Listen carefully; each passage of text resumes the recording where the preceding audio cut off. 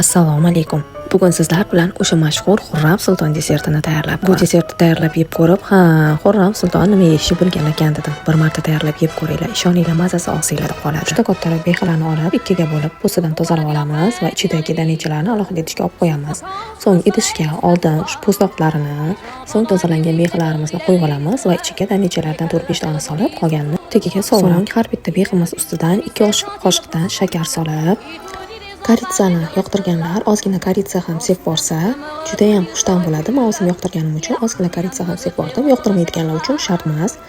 3 stakan suvni atrofidan aylantirib solib, behalarimiz cho'kib qolmasligi kerak. Tegini oldin baland olovda bir qaynatib olib yoqamiz, so'ng past olovda 1,5-2 soat qopqog'ini yopib nima qo'yamiz. Men krem uchun qaymoq oziq-ovqatdan foydalandim. Kremim qotib ulgurmasdan desertlarni yeb qo'yishdi. Video olish uchun ikkitasini zo'rg'a olib qoldim. Ustiga shunaqa krem bilan bezak berib, yong'oqlar sepib, dasturxonga tortib qilishingiz